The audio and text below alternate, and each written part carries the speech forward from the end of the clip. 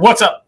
Welcome back to Comic Book Nation Season 5, the only show that does it all for geek culture. Although today we're not going to really live up to that title so much because today is a very focused episode and we're not going to do a whole lot of preamble. It's just time to go. This week we got the first release slate reveals from DC Studios and co-heads James Gunn and Peter Safran. We've got 5 DC movies, 5 DC TV shows to talk about. And to help me do this, I've put together a panel of DC experts. You guys already know my regular co-host and avid DC comic reader over here, Matthew Aguilar. What up? And our resident other co-host, Janelle Wheeler's at her home studio today. Hey, everybody. And joining us from the CB staff, one of our comic book queens of the staff over here, Nicole Drum, is back on the show. This time with some stunning, shining blonde hair. You come in different hair flavors depending on the time of the year and the occasion and what's going on. And yeah, it's a topic of discussion, so we got to highlight that. Us from the Marvel side, jumping over the fence to talk some DC. Phase Zero host Aaron Perrine is with us. The multiverse is a place we know frightening little about. Let's get it. Let's go. So, like I said, we had to put together a panel of experts today. We have a lot to talk about.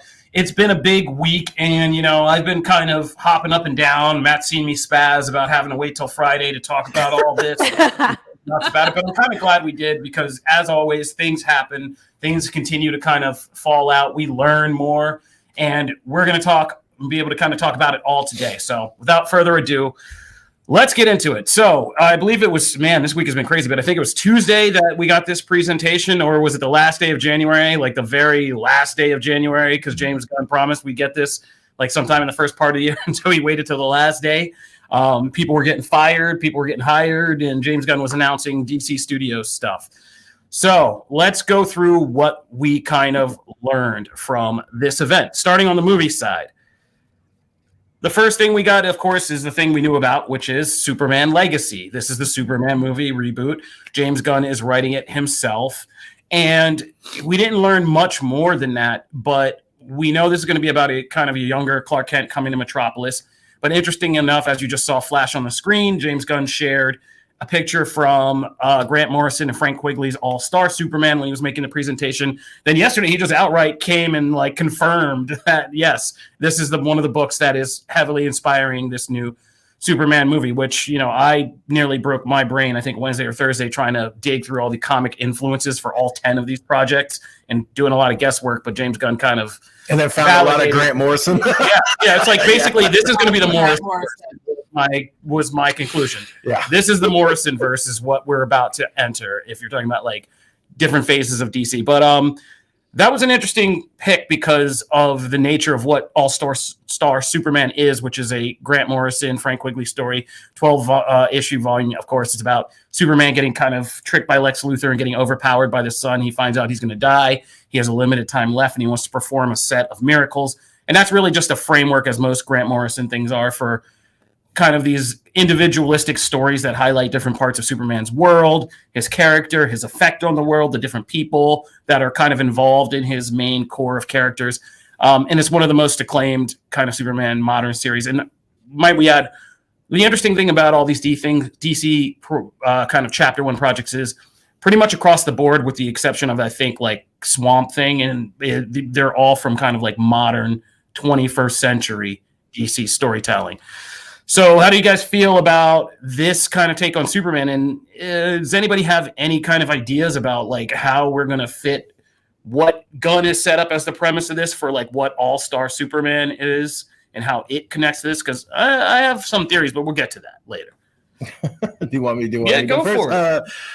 Well, like you said, I think it's more of a framework, obviously, because I mean, I don't know how you start off with that story.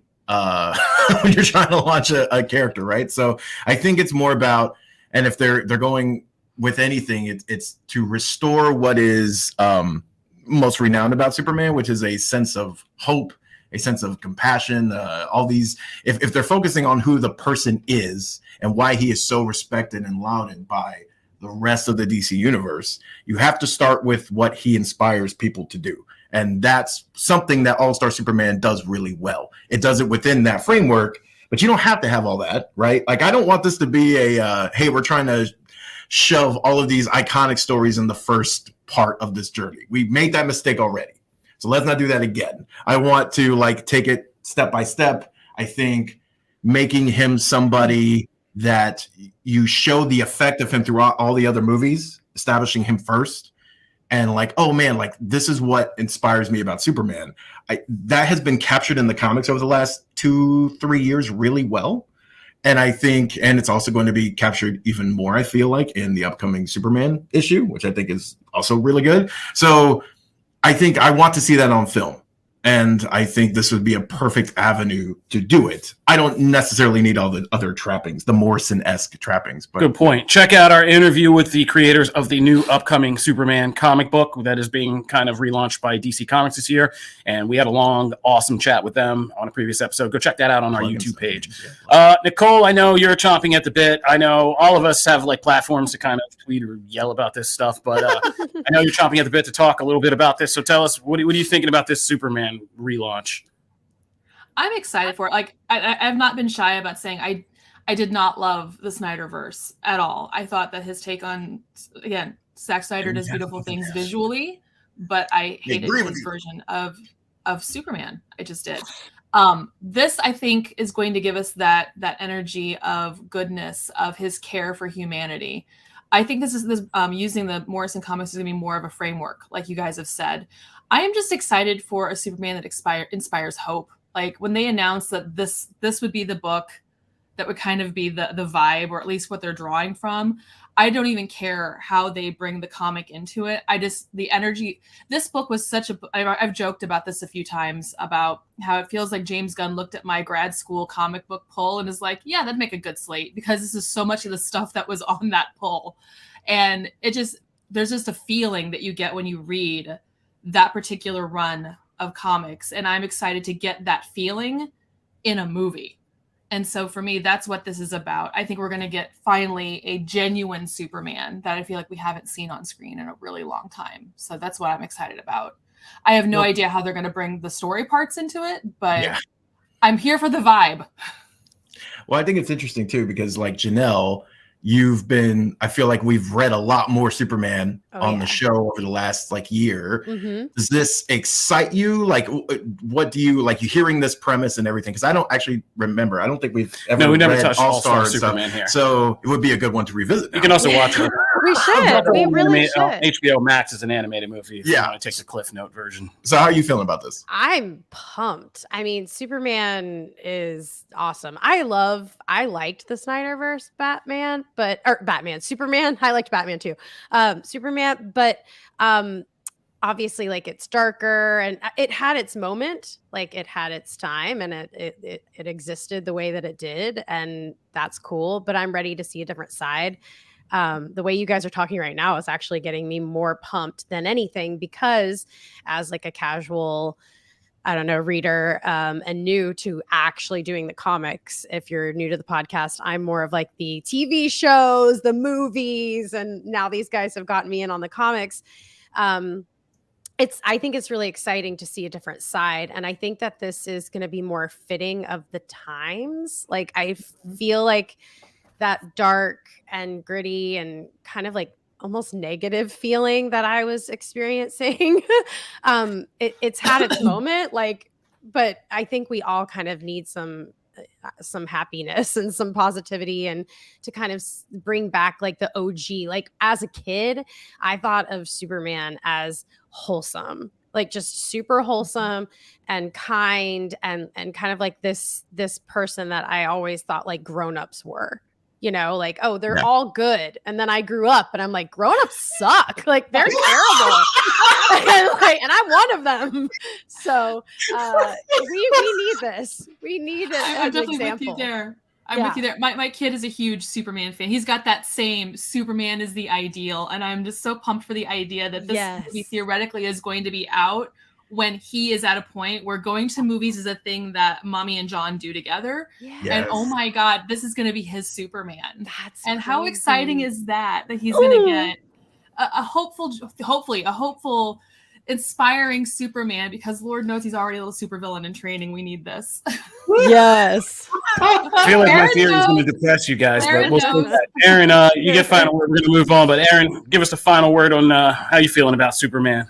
I think if you were looking for a piece from the modern era to distill exactly what Superman is, I don't think you could pick one better book to do this. I am a little concerned that he's supposed to be younger. I don't know how that's going to work, but I love this story. I love what do you give to the man for the man tomorrow? The thing that Morrison kind of looked at when he was like crafting this. So I'm just like very, very pumped about a hopeful vision because Superman's the best, he's the best. And it doesn't feel like that sometimes on the movie screen last decade or whatever. I'm like, he really is great. Like, I don't understand why people like that day on Twitter, everybody's like, Superman is boring. And I'm like, what?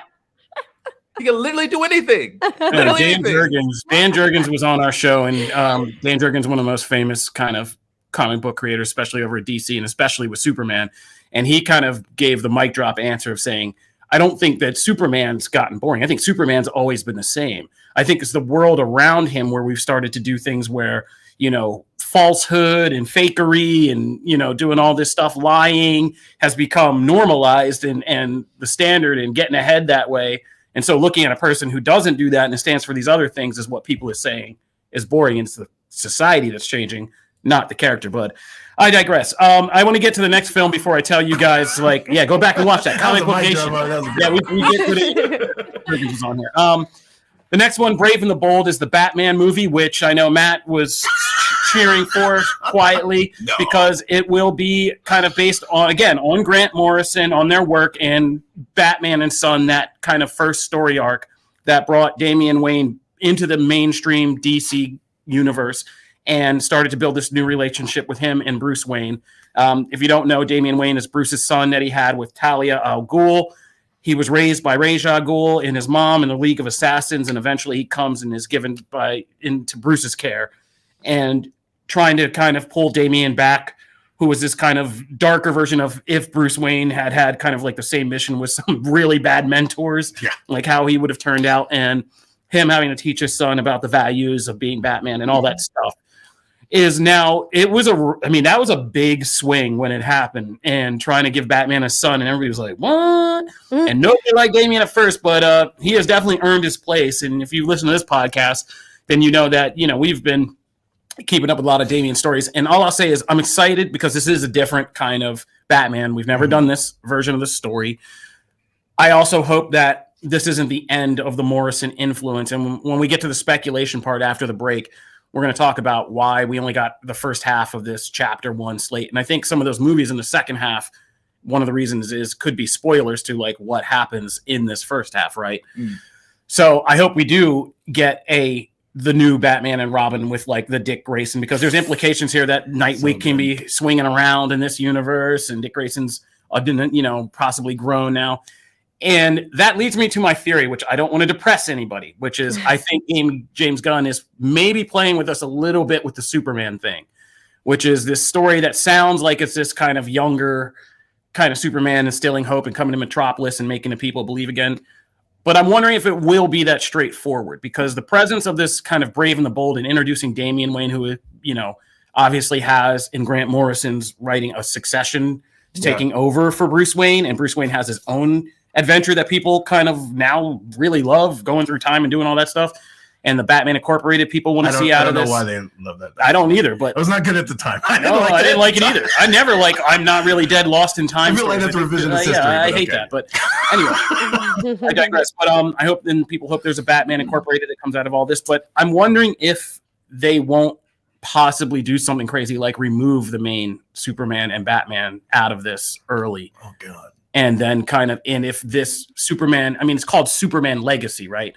And if this isn't going to not just mimic the themes of All-Star Superman, but kind of steal some of the structure, which is maybe giving you these stories of things Superman did, but leading up to something that removes Superman from the equation and possibly even put somebody like Jonathan Kent in kind of more of the center of this universe alongside somebody like Damian Wayne for the future. That's just my theory. Wow. That's just my theory. It's a crazy theory, but I'm wondering if James Gunn isn't crazy enough to do something like that. So that's just me. Anyway, what do you guys think? Brave and the Bold, Matt, you can go off. You can give your big thing. That was like a Reddit theory, and yeah, I know. In person. Hey man, I've been in a deep DC rabbit hole this week, so we will, when we get to the speculation point, I'll give my okay. I'm processing that still. There's a lot to take in. I will say though, as far as this, it's funny that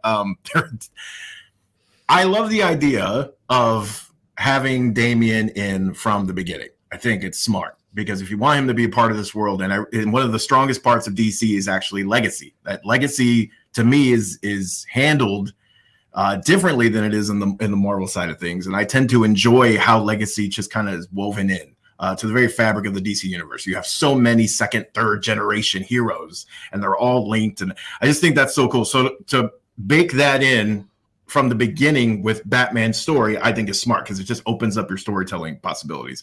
I remember when that story first came out, it took me a while. I loved the story and the concept. I did not like Damian as a person because I thought he was just a giant brat. I mean, it was that was the point. I mean, it's like when the Miz is a heel, right? He's messing with you on purpose. He's doing his job well.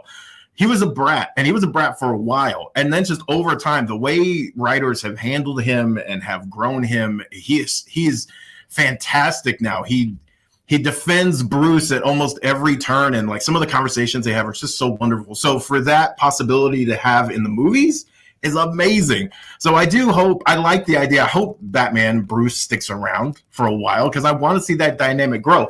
That said, one of my favorite Batman runs ever is when Dick Grayson becomes Batman and him and Damian have that special relationship. That's one of my favorite runs ever, and it was robbed that it was only a freaking year, and they brought Bruce back so quick. That should have been much longer. But anyway, I digress. So that's me. You feel me. You and I right there, the same thing with that. Because, and then actually, I kind of have an interesting theory about how they can do that and still have the unusual father-son story that gives us Bruce as Batman, that gives us, Nightwing Dick Batman, and, Damian being introduced.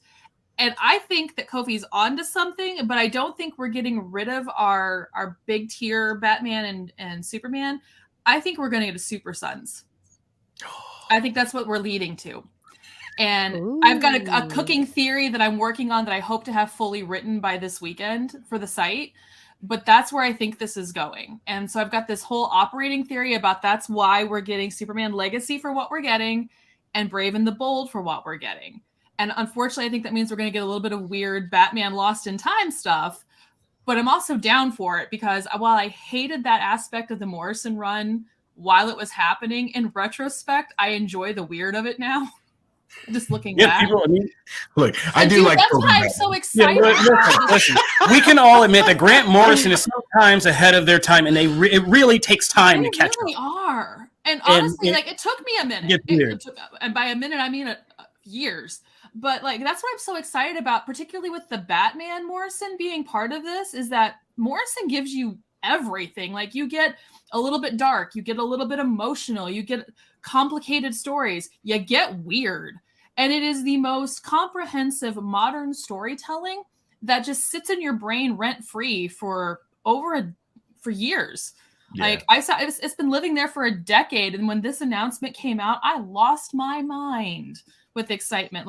Sure, I'm down for Superman. I love Superman. But dude, when they said Batman, the screaming that came from my body, I ran to the bookshelves, pulled all my Morrison off and was running around like a little maniac. I thought I was going to yes, Aaron, literally that, me literally above everybody, transcending. I started texting people being you need to read this now, get on it. And people thought I was nuts. But I think we're going to get some crazy. I think we're leading to where we're going to include those generational legacy characters, but I don't think it's going to be at the expense per se.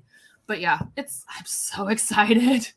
I'm so much more hopeful. I hope that theory pans out. So much more hopeful than me. I love it. I hope that pans out, and it also means we need to do some deep dives. We need to jump back. Oh yeah, no. We need go deep. We need to go. Yeah, not to skip too far ahead. I mean, anybody can go back and comment on this, but. It's kind of a quick recap of our next one, which is Superman, Woman of Tomorrow, which I was I heard that and I was like, oh man, I missed this one. I better go out and read it. But you all bought it. Now there is no Superman Woman of Tomorrow. You gotta read it. You've gotta. I'm going to. I'm excited to. I love Tom King. We are big Tom King fans. It is not like a secret. Yeah, I just missed that one in the stack because outside of just the story, though, physically you have. I hope they maintain some of the look of this book. Yeah, it's gorgeous because it is gorgeous. Yeah. Oh yeah. No, there were times I didn't love the story. I thought there were moments I thought was derivative, but the book never missed in terms of its visual, in terms of its emotional pull. It is. This is going to be so beautiful. Well, I mean, it's bugged out because I was doing research to write about this, and I was like, okay, so Tom King basically just did True Grit with space with Supergirl. Yes. And it's bugged out because he didn't even have this like original idea. He was going to do like a literal True Grit copy and paste. But I'm saying with Lobo, Lisa Cogburn and Supergirl in the young kind of like fretting girl character, and the editors were like, nah, bruh. That's not it. Like, make Supergirl the Rooster Cogburn and then go from there. And he was like, that's exactly it. Did you ever see True Grit? Exactly it. And it's fun. Janelle, did you ever see True Grit? I think so. I don't know. Okay. But it didn't leave like an impression. No. It doesn't feel like it left an impression. Grit's awesome. We might need to, because I feel like we gotta pick some of these books. We're doing Supergirl. And do deep dives. We really should do that. What are you more excited for, Janelle? The Batman Son of It All, or a new take on Supergirl? I honestly am excited about anything. I'm just excited overall that DC is not failing. Honestly, like it feels good to like finally not have an L. And I still am very jaded because of how hard we've struggled on this freaking podcast with DC to try to like live up to our Marvel compadres, because it's tough covering DC. It's been really freaking tough for us. And we don't just have like awesome content to just like throw down on every week, like Phase Zero. And so it's been an experience. I still feel nervous and I still feel a little like I'm excited, but I'm also like, I can't wait to see what's going to happen because I don't know. Like I loved Titans. It still wasn't a big topic of discussion. People didn't go running to the web to talk about Titans when a new episode came out. And I thought it was spectacular, but people run to the web to go talk about Loki every week. And I'm just waiting for DC to have a moment where, casual peeps enjoy it as much as like us massive nerds who are actually reading the comics. And I feel like that's the overall sentiment of this James Gunn experience was, okay, I'm finally I'm dipping my I'm getting excited, but I'm also like, I'm hesitant. And I'm like, when the name of this, I didn't know the comic. It sounded like a soap to me, like a soap opera, like Bold and the Beautiful or something. And I was like, what is this? Like, what is it? I don't know what this is. And so, I don't know. I think they have a lot to live up to. This is a lot of stuff they're putting out there, a lot of stuff. And I'm ready. We need to see it because I'm tired of talking about it. I want to actually see it. That was an excellent summary for the end thing, but we're only like 2 things into this thing. So. I know, but it's like, I hear you guys get so excited. I'm like, oh. You had to sum it all up. But I understand really that is a feeling that they're going to have to fight. Yeah. And they made their own bet on that. Like we can't get around that. That's something they did by a bunch of false starts. Yeah. And I understand it. That said, I hope if it is more like a soap, I hope it is more like General Hospital, because that is the best. So we got sci-fi with Supergirl. We're getting sci-fi with Supergirl. We're also going to get some horror with Swamp Thing, which we already update. Is looking at Logan director James Mangold to direct, which I'm absolutely here for James Mangold. It's weird. Yeah, some of these you kind of listen to these and then you realize like some of these characters have had like crazy adaptations like so many times. Swamp Thing has had so many adaptations that it's nuts. But and it was Rob the last time. Oh yeah. But But the last one went with, and I wanted to just highlight this, the kind of Alec Holland as a man transformed into a monster. Yeah. I think James Gunn and James Mangold are interested in getting real weird with like the whole Swamp Thing as this primordial entity that's part of a larger world of Defender of the Green. Yeah, of other primordial entities who just gets imprinted with the soul of a dying man who then kind of achieves this kind of consciousness and thinks it's human.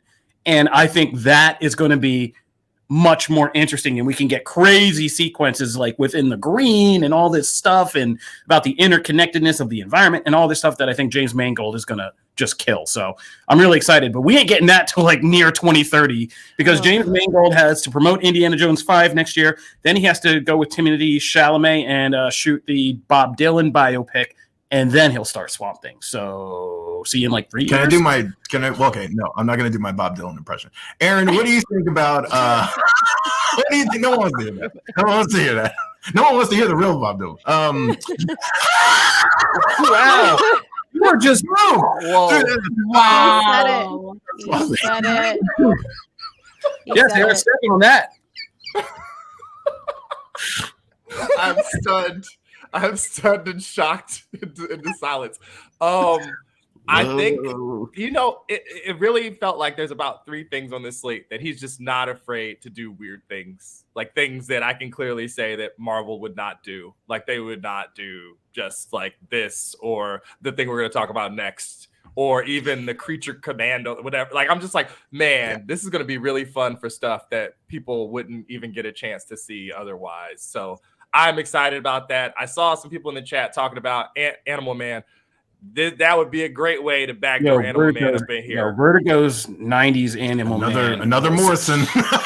Yeah, I was getting ready to say. So More true, Morrison. and I've never forgotten that. That changed me as a kid. Yeah, that's an HBO Max series that needs to happen for real. Like the Vertigo Morrison 90s, real weird Animal Man. And I think Aaron highlighted a really good point that like I want DC to lean into the weird because DC does weird almost better than anybody when they really just like off the wall characters, concepts. Swamp Thing is a perfect example. Like Aaron said, when you see Marvel dip into it, it feels so different. Like Man Thing, right? Like we never really saw that coming, but it was within the structure of a bunch of other characters that are more. I mean, Elsa Bloodstone's not a typical character, but she's not Man Thing. You know what I mean? Like it's a very different dynamic. And I want DC.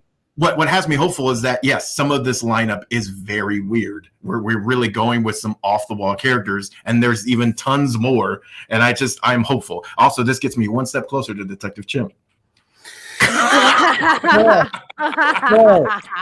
Finally, in the movie slate, The Authority. This is the weird one that had everybody going, but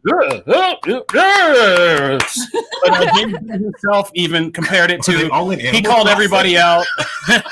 He called everybody out by saying, like, this is like Guardians of the Galaxy. He said, he was like, yeah, probably 20,000 people in the world knew who Guardians of the Galaxy really were when we announced that movie. Yep. And this is the kind of same thing. This is the biggest question mark because this is the only team film we're getting in this first slate. And The Authority it stretches, when you really start to look at The Authority, it stretches over such a weird place in comics. It started out from like the Image, Wildstorm, Stormwatch days, and that kind of knockoff of Marvel in the 90s. Then it evolved into something weirder where somebody's like, I hate most of this team. I'm going to kill most of it, keep some of it that I like, and start a whole new series. And then like so many famous creators came through that series, worked on it at different points, and had these weird character arcs that were so off the wall and out there. And then they even just relaunched it, and I didn't even put this together until I was writing, like Superman and the Authority, which is like a relaunch of that, with Superman just basically making his own shady Justice League, not Justice League, I loved, which is an awesome premise. And so all of that is on the table for this movie. And just starting with the characters, and people are like freaking out about Midnighter and Apollo with good reason, which I see them becoming like major parts of this franchise because they can, it's just that time. And I think this is going to be the more surprising, but it's also the most Gunn of all these projects. Like if I had to look at it and be like, this is the gunniest of all the movies. I mean, obviously Creature Commandos is the gunniest that's of what all the TV shows. Yeah. I mean, but these two like are going to be him really letting that kind of Gunn signature fly. because these are superheroes who don't give an F about the usual rules, and they're like, we're fixing the world. However, and there's a lot you could do with that, especially this is the one that makes me wonder about the interconnectivity of all this, and we'll get to that in a little bit. But yeah, the Authority, what a weird one I didn't see coming. Yeah, any thoughts, Aaron, Nicole, Janelle? All right, yeah, nobody. I mean, there's nothing really saying. We don't know enough. Most people don't know. That's no slight against anybody here. Most of us do not know enough to really get into this. I was gonna say, that's even Except what I have to Midnight go and back Apollo and revisit. probably going to be big. Yeah. So I was gonna say Midnight and Apollo are gonna be big. I have to go back and revisit this one, admittedly, because I did read it. It wasn't my favorite for a variety. But again, this is one of those things where time is probably going to be my friend on this, revisiting it with fresh eyes. I did like the Superman and the Authority part, though. That was always good. Yeah, So it'd be interesting to see yeah, how no, that I really want stretches. Manchester Black. Like Like, I want oh my Manchester God, Black to be yeah. a part of this. Like Oh my of all the God. things we've done Manchester talking about Black. Superman, like those two together are great. So yeah. Seriously, Manchester Black needs to be in more stuff. Full stop. Yeah. Like, that's such a good character. Like, so underused. And again, it seems like one gun. Oh, It seems like a character Gunn would really do well to use and would latch onto, I think. Especially given like more current comics and kind of what transpired in like I think the most recent or the previous issue of Action. So definitely. But so I'm gonna go back and revisit it. It was one of those was like, really? The Authority? Oh man, now I gotta go read it again. But I'm excited because it was so out there. It's not something I would have ever guessed. Like when I was making my list of things, the weirdest possible things that they could announce in this slate, the Authority was nowhere on my bingo card. So I'm just excited to be like not have guessed something. So let's go. Yeah, Jim Viscardi hit me up in the night and was like, "Hey, this is going to be announced in the morning, but do you want to do a thing about the Authority movie?" And I was like, "About the who and the what's now?" And I was like, moving over to TV. So one thing I'm excited about, and I know we'll be excited about on this show, is so Paradise Lost was announced. This kind of Game of Thrones set on Themyscira, Wonder Woman and the Amazons island. But a lot of people are theorizing and I'm just doing it because I want this, is that this is going to borrow heavily from Wonder Woman, Historia, the Amazons, which was this 3-issue epic that we got last year by Kelly Sue Denick and a variety of artists like Phil Jimenez, and I'm kind of blanking Gene Ha and somebody else. I'm sorry for Nicholas Scott. Oh, there it is. Look at that. And that was just, again, we're talking about gorgeous like artwork, which I feel is part of this whole thing, is the aesthetic that a lot of these books you get in All-Star Superman, in Morrison's Batman, in Historia, in even things like Alan Moore's version of Swamp Thing. They're very visual, and Supergirl, obviously, as we were talking about. And this is another one. Like, I think Historia would be great as a source for this show because it is about the gods and these creations they make, the Amazon and humans and all these things that come together into this epic war. And there is a lot of political intrigue. That first volume is just like all this surrealist stuff about the gods conversating and having these meetings and in their world and all that. And you can make something that's like American Gods, which used to be on Stars, and Game of Thrones, and have it be mostly female-led, and it would be like unlike anything. And the story of Hippolyta in that is just insanely good. And if they don't use that, like, what are we doing here? That's just it. Historia is just perfect for this kind of prestige level adaptation. Oh, yeah. It really is. Like, I remember reading the first issue of that going, I'm like, if I don't get this on television, I'm going to riot. Because it's so perfect for it. And that's all I want. James Gunn, give it to us, you cowards. Yeah, I think I put that in there. Yes, I did. I think you did, but I back that sentiment. Like, it's all I want. Like, yeah. I do have one quibble though, is if we're starting so far back, we're gonna take forever to get Yara. Like, it's gonna take a millennia to get Yara. Maybe there's a way. Maybe there's a way. Right. Yeah, I'm kind of wondering if they're going to do the whole thing with helping to explain all the different tribes, and therefore we won't get some of them like Nubia, Yara. That's what I was hoping for, is that if we're going to jump backwards, like I was talking about with Damien and banking in it from the beginning. Here you can't, right? Because you've already got movies in that, and we're keeping Gal's stuff canon, I imagine. So, like, who knows? But if we do, then going backwards and establishing some things that maybe she doesn't know about is the way to start, like, hinting that there are these other tribes, having some of these characters, the Well of Souls, like all those things that have been really interesting in Nubia's books and Yara's books. Like, let's bake some of that in and then just have Diana learn about it later. And like, here's what has been happening over in this other part of the world that, like the Amazon culture goes way beyond Themyscira. Mhm. So why not take advantage of that? Do Historia. Like you can still bake that in and still make the crux of it that. So I think if we do that, we set ourselves up to grow Wonder Woman's corner of the world by so much. I mean, we still don't have so many characters, even in 2 movies. There's so many characters that have not really been explored in Wonder Woman's world. And since then, so many have really come to prominence. Like Yara is, I adore that character so much, and it's criminal that she doesn't have an ongoing right now. But yeah, Aaron, I 100% second that. That is true. I also think that these TV series are each geared to world expansion in significant ways. Mhm. Yeah. This series, if they're going back like Historia, will lay out everything from the gods, the history, what happened in that ancient past. And a lot of this seems like they're going to start the heroes kind of in media res. Like, we're here, we're heroes, we have a backstory, you guys probably know the origin, but we're in a world where X, Y, and Z has occurred on these world timeline, from everywhere, from the gods to space to everything. And I think a lot of these shows are geared to that. I think this show is about the history and the ancient and the mystical stuff, right? Then you go to something like Booster Gold, which is obviously going to be dealing with like timelines, time travel in the future, and this guy possibly trying to mess or reset things. I think they're going to borrow from like the Jeff Johns run about Booster Gold having to like prevent things that threaten DC heroes and him being the unlikely person to have to hop into the time stream and protect people. I would hope they do the thing with him trying to save his best friend from getting killed and all the hard kind of messed up Back to the Future lessons about how you can't mess with certain things in time, which would be important to establish. I think you're going to get something like Creature Commandos, which is obviously horror, supernatural, that can start to lead us to something like a Justice League Dark.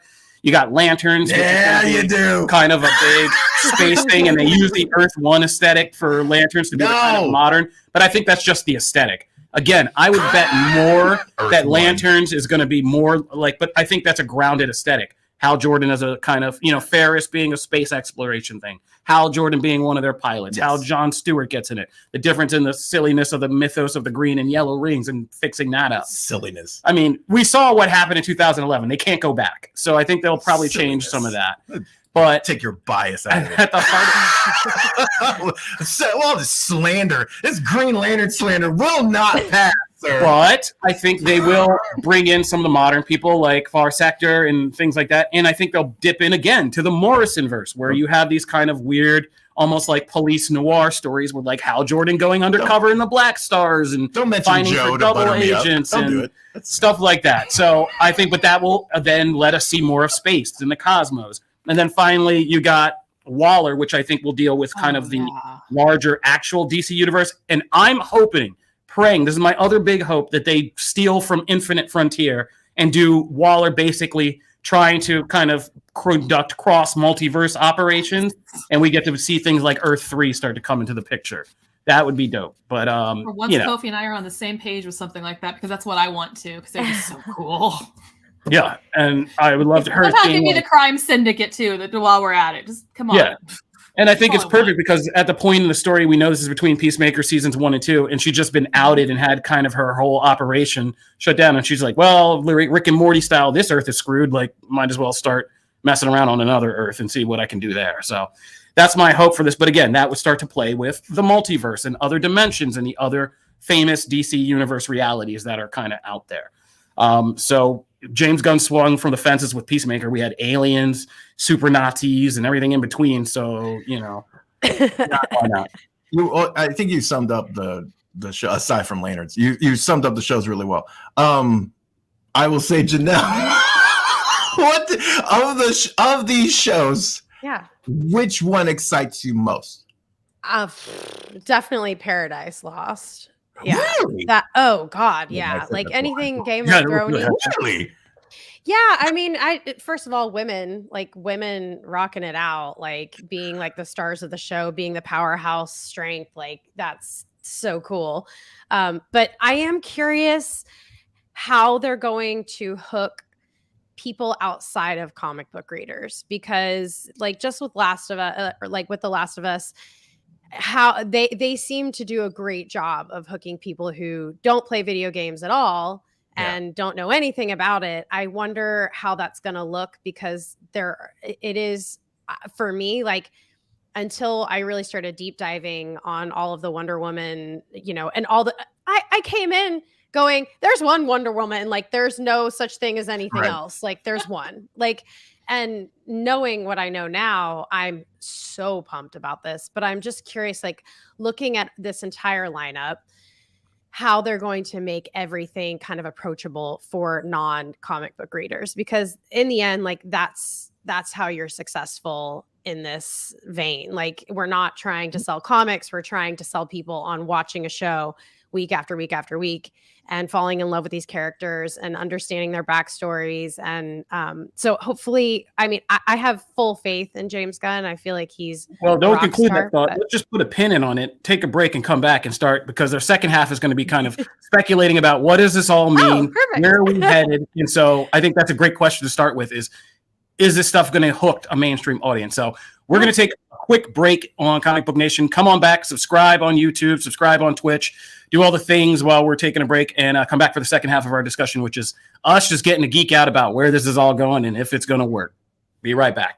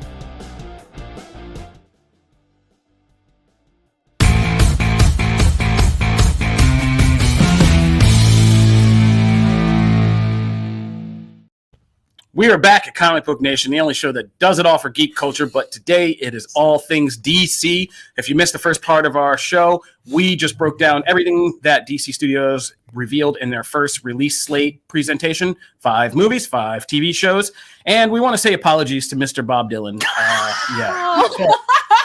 Moving right along. So we've broken down everything, and Janelle kind of left us with a big question right before we went to break, which is, now that we know this is just the first half of DCU Chapter 1. James Gunn made that very clear. We're going to speculate about where this is headed, but Janelle's big question, which is a good one to kind of tackle, is, do you guys think this slate is enough to give DC the kind of mainstream audience that has made the Marvel Cinematic Universe kind of prosper? Because Marvel didn't prosper just because they nailed it and made every comic book fan happy. They drew in and continue to, millions of people who never read the books but saw what these movies were offering in these TV shows later and kind of jumped in. So do you think we can achieve that with DC? I think, for my part, I think some of them are easy sells. Batman's always easy to sell. I think if you can put together a halfway decent looking thing, and even if you just put something together, people always want to come and see what you've done with a Superman movie. It's a pretty easy sell. Beyond that, I think there is kind of a little bit of work to be done in some areas, as Matt has said. Supergirl, I think people just need to know more about and just kind of see what the concept of that is. But putting Supergirl in a big kind of sprawling sci-fi adventure, it looks like it's worked for Captain Marvel. It looks like it's going to probably work for the Marvels, which I think we're hearing we're going to get a big Super Bowl trailer for and going to have some massive hype for. Oh, you and me are fighting out these hype. This is real bad right now. The Marvels, baby. Yeah, it's a Schrodinger's cat situation. But I think things like Swamp Thing, horror sells, right? And horror is an easy sell, and it's time that comic books got into big budget horror stuff, and authority nobody knows about. So I think it's all in the marketing of that. But I think James Gunn is good about selling things that are weird. And so that's a very good positive. Yeah. I mean, he sold us on the Suicide Squad, which is kind of a weird. I mean, it's about as weird as it gets, right? Like, with just a collection of people. We saw Pete Davidson toting 2 guns, and we're like, I'm not running away from that immediately. Okay, like that's all right. But yeah, so I mean, I have faith in this, and I have faith in just the initial curiosity. Now, as always, we saw what happened in the Snyderverse was that you know, it's a domino effect, and they've said they're locked in and they're committed to this. So we are going through this. This is happening, but you know, with Snyder, it was like there was some wobbling in the Man of Steel, and then it just right across forever after that. It was just divisive, wobbly. And after a while, I mean, it just didn't even seem like people came by the time Batman Superman came out. People were just coming to be like, I have the same problems with this as I do Man of Steel based on nothing that I've seen. And it's just like, you're down the kind of perceptual toilet after that. That impression feels like it's based on a real person. That was way too specific. I make no comments, but Okay. you know, what do I know about this industry? But so I think, like you said, the first thing is just getting over the perception. And I think if you can pull off a successful Superman project, that is the big hope instiller, right? If you do that, then people are kind of ready to go. And I think, again, it all comes down to casting Damian Wayne. I think a lot of this hinges on, but I think doing another good Batman movie, if you do that and you give people a good Batman movie and a good Superman movie, you've already kind of conquered the perception problems that hit the Snyderverse without, and as people noted in the comments, without having to crap on the Snyderverse. Right. Yeah. I don't want that. Which is important, I think, because I don't think we're going to get anything built here into a massive DC fandom without bringing all of these different people together, whether you like the Snyderverse or not. Like, this is a fresh start, and we all kind of got to jump into it like that. But if you make a good Superman movie and a good Batman movie that generally the vast majority of people enjoy, I think that's the big win that lets you do some of this other weird stuff to come. Agreed. Aaron, what do you think? I mean, I like Kofi's big tent strategy. You don't get anywhere pissing people off, as my grandfather used to say. You know, it's basically, my grandmother be like, you get people with honey, not vinegar, Robert. Yeah, it's like one of my biggest parenting lines these days. Exactly. It's like one of my biggest parenting lines these days. I even throw in the Robert for no reason. But it's really true. I think that I said this on Phase Zero, I'm like, getting Superman right should be the utmost priority, because in some ways you're right. Once you see the first one go in, the rest of them just start falling. You'll be good to go. We haven't seen when did Man Steel come out? 16? What was 2012 or 13 or 12? Really? Yeah. Wow. It was like a lifetime ago. Literally just in the grave right now. So yeah, I think that that's probably the most important. And I think that, you know, you have to give people hope. I root for a lot of sports franchises that were not very good for a long time. And after a while, it gets hard to turn on TV. It gets hard to buy merch. It gets hard to justify wasting your Sundays watching these losers lose. You want to see them win. Everybody else gets to see people win, you know? Wow. As a Kansas City Royal fan, I understand that. Yeah, I understand that. DC isn't the Bengals. Everybody calm Hey, the down. Bengals doing all right now. I was about to say, right, Joey Burrow. And shout out, my Bengals in the cousin 2000 plays for the Eagles Bengals. get all the Kobe. way just to not get anywhere, right? But yeah, I mean, I agree with you. And yeah. So Janelle, as our kind of control to our little nerd experiment, how are you overall? I mean, honestly, just let's cut all the cap. Let's cut all the niceties of the show. How are you feeling right now about the majority of these projects? Do the majority of them look interesting to you?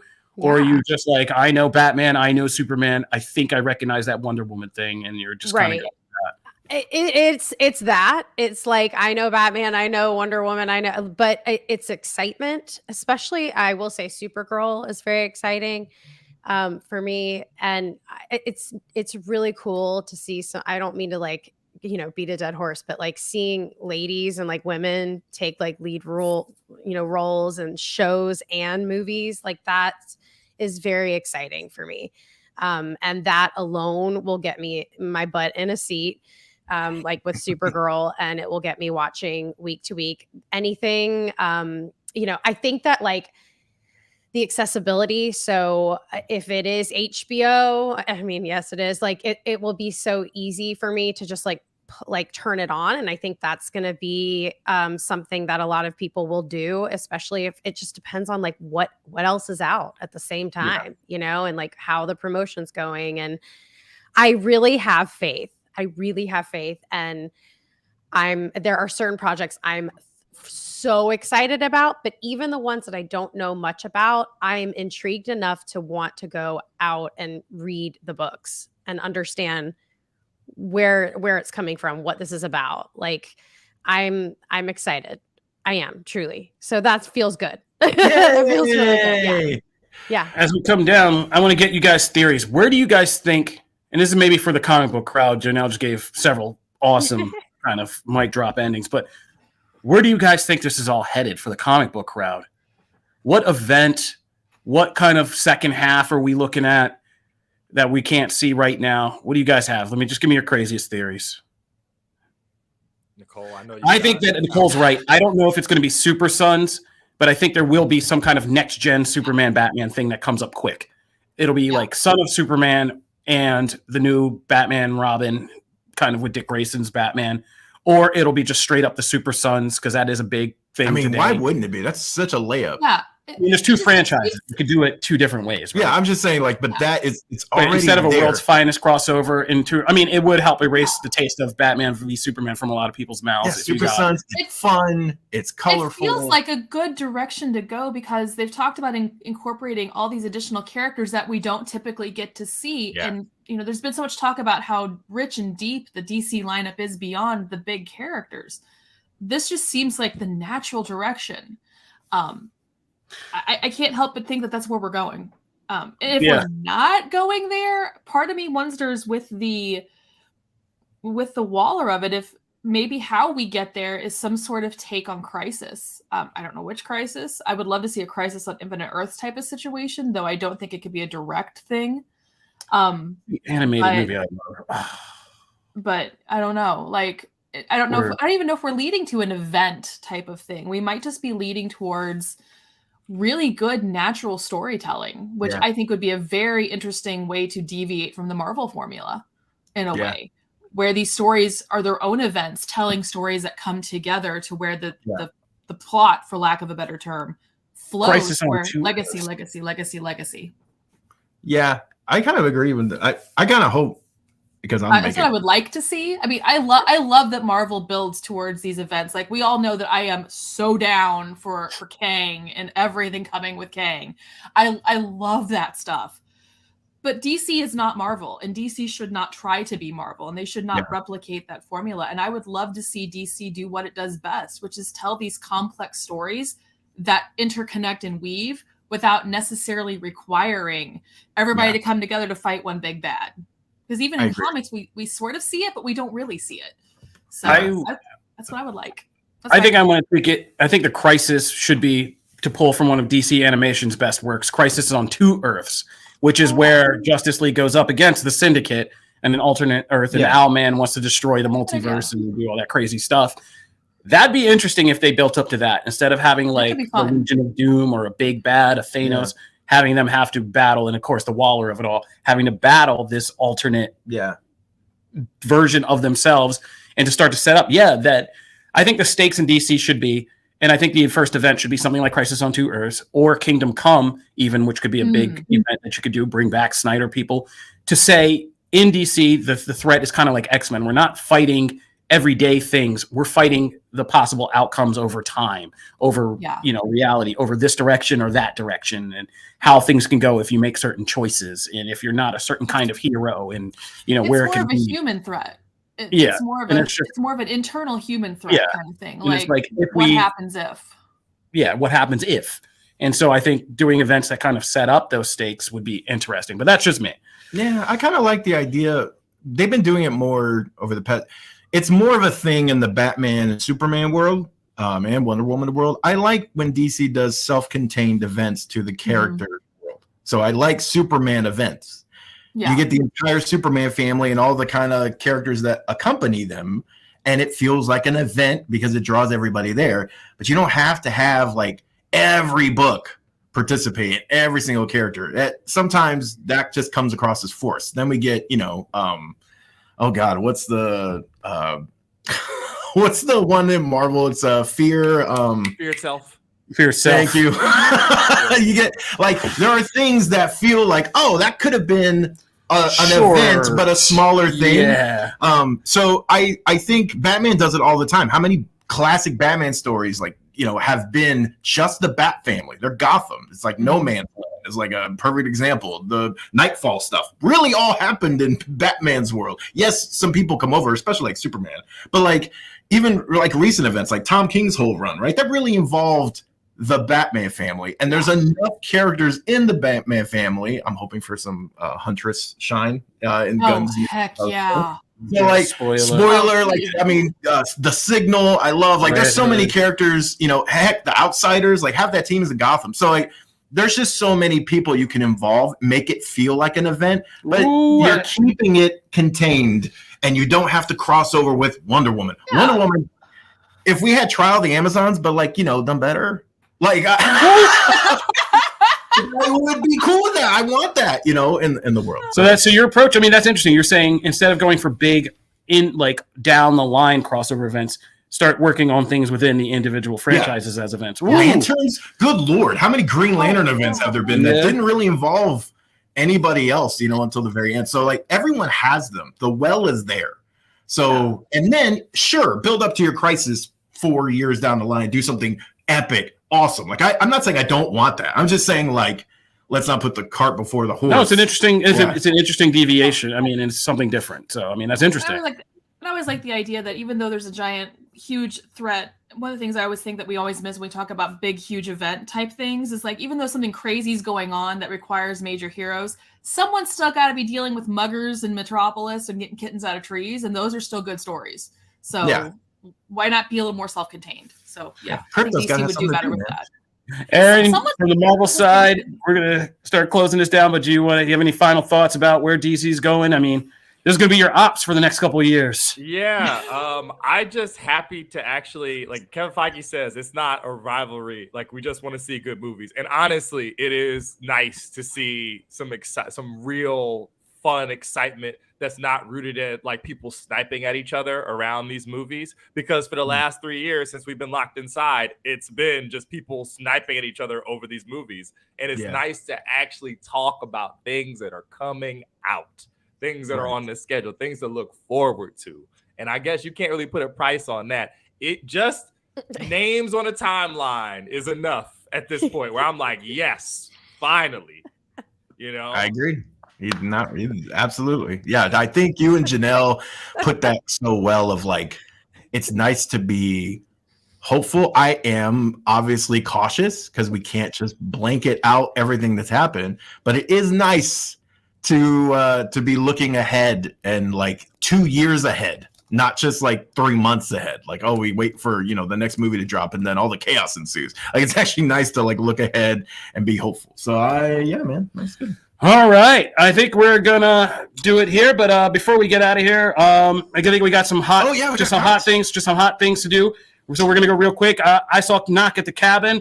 I encourage people to see it. I don't know if you need to see it in theaters necessarily, but M. Night Shyamalan is really finding his niche as a kind of dark horror, thriller, folklore storyteller, and this was another good one. That. And if you like the last episode of Last of Us, this was a good follow-up, and it was an interesting thing to get in a week. So check that out. You can maybe wait for Peacock in like 45 days, but it's worth seeing. I want to see that. Comics? Yeah, let's get into comics real quick. So first, let's start off with DC Power, a celebration. You saw my note in here, right? Note in the layout is hilarious. Am I the only one? Like, I've been talking to people. I've been getting calls all week. Okay. They're selling Black History Month. It's really weird. There's commercials that are like, hello. I reviewed the book this week, and I think I even put in my review that I don't love that it's being commercialized, but I have to say that Amazing Man story. Oh yeah, there were good stories in that book was so freaking good that I want more people. Actually, I want more people to buy this book for there to be like market data that says give us more of these stories outside of the month of February, because I want these characters and these stories and these creators on the shelves all the freaking time. But the flip side of that is like, and you can kind of see his picture behind me. I'm the mother of a black child. I want these stories more accessible for him to be able to walk into a comic book store and be like, yeah, give. Because these stories need to be told. But I don't love that it's being commercialized. But I'm also ironically glad that it exists. Does that make any sense? Oh no! This book, I said, put the note. It was it was good. So good. There was I loved the book. Yeah, seeing Wallace and Jackson have like just a conversation as two young black men and trying to live up to the Flash, Aquaman things. There was so much great stuff in that. There were a lot of good stories in here. So I actually ended up enjoying it, Matt. In spite of, it's always funny, right? Because when I go like I see a book and it's like, oh, it's got 107 pages. I go, Kofi and Janelle are gonna hate me, It's like, and I always say with like these anthology type books, like I understand where like both of you are coming from, because like when they do like Marvel does the community books, right? And so they jump around and they do all the different, like there was a Spanish one. It was like all about Latin creators and like Latin things. And it's like, I don't even care that it's like a series of things, but I just like seeing those characters represented, and I like those creators given a spotlight. So it's this weird thing I like that it exists. It's a double. I do want them more. I want them more prevalent so that you don't need just a spotlight book to do it. Yeah. But overall, I'm like, at least this is there. Janelle, we're getting real deep. Janelle, did you spot any books in this? Any stories that stuck out to you? I mean, I read like 4, but you guys both just touched on the 2 that were my favorites. So like it was okay. We gotta keep it moving anyway. Yeah, no room for the I will say the John Stewart story. Yeah, John Stewart story. It was also the shortest, but it was Brandon also Thomas. Brandon Thomas, our buddy, also been on the show. Aaron, we shouldn't leave you out of this one. Aaron, what do you think? Oh, I just laughed about like the idea of it, because it's like, Kofi, it's goofy sometimes when you're like walk through the store and they're selling like Juneteenth flavored ice cream, but also paradoxically it tastes good. So I don't know where to go. Like, I want the ice cream to eat it, but it's also like, why are y'all doing this? This is embarrassing. Stop this. Oh man! All right, that was amazing. Wrap it up with our last one. We gotta get out of here. The book I'm most excited about, Bloodline, Daughter of Blade, #1. As Nicole also shouted, I reviewed this one. So I definitely, I've already said my long-winded piece. You can find it on comicbook.com. I adored this issue. I was very excited for this series. And when we talk about DC doing legacy right, it's not that Marvel doesn't do legacy right when handled in the right way. And I thought this was just, I love the visual look of this. I thought it was such a cool pairing with the character. I love this. But what did you guys think? I'm short and sweet. I thought it was a clunky start, but I loved the character. And so I loved where it did the job. We always talk about first issues and the struggles of them, but it left me in a place where I definitely want to see issue 2 now. So. Yeah, Janelle, what'd you think? Yeah, this was sick. I loved it, and it's a family affair. They left me like so excited to see where this goes, and she's so cool. I love her purple hair, and I'm about this. Like, I love it. I can't wait to keep going with this one. One note, I will say, I think the upcoming father-daughter interaction is what's going to really be the core of this book, and I am really there for that. It was also nice to just see a healthy relationship between a mother and daughter. Yeah, dude, like a teenage daughter. In comics. Yeah, because teenage daughters. Well, healthy is a they were is a relative word. Honest. They're healthy about killing and beheading people together. It's a factor of their world. You Yeah, got to be a realist. I mean, like I like that. We're getting down. We're getting down. Let Aaron and Nicole final say tonight. Would you guys think of Daughter of Bloodline?